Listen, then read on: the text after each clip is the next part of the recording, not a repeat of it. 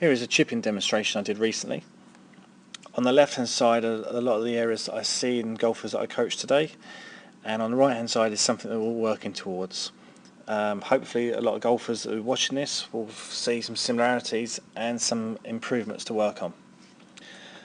During this session we're going to work on some key points in the setup, impact position and the finishing position. Okay, so the first point we're going to have a look at is the body position. I'm going to put a couple of lines down here, down either side of my leg, and straight away you'll probably see quite a big difference. On the left hand side, I find a lot of golfers have their body weight in the middle, or if anything, the weight on their right hand side, similar to that they would in a full shot.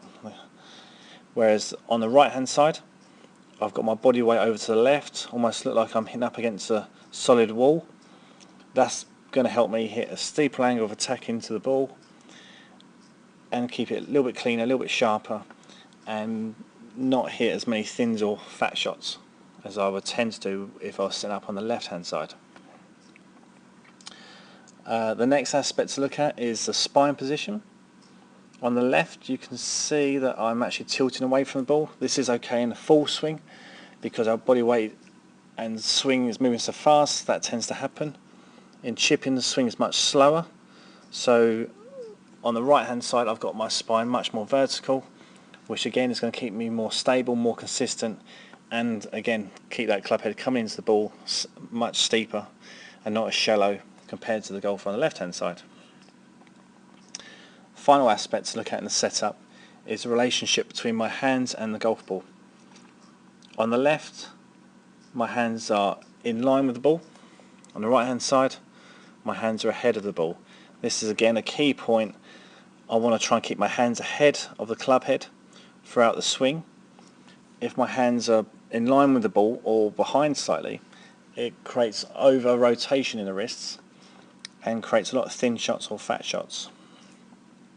Okay, so now if we move into the swing, we'll move into impact position for both shots. And I think you'll see quite big differences again. On the left you can still see my body weight is stayed on my right hand side, which is going to contribute to a lot of thin shots, like club head rising too early. And on the right hand side you can see my body weight has stayed on its left leg, and I'm hitting more down on the ball. Really important area to look at here is the relationship between the left arm and the shaft. You can see there I've fully released the club. On the right hand side you can see I'm still maintaining that angle that I had at setup, which is going to promote a steeper angle of approach into the ball. Finally we move into the impact position,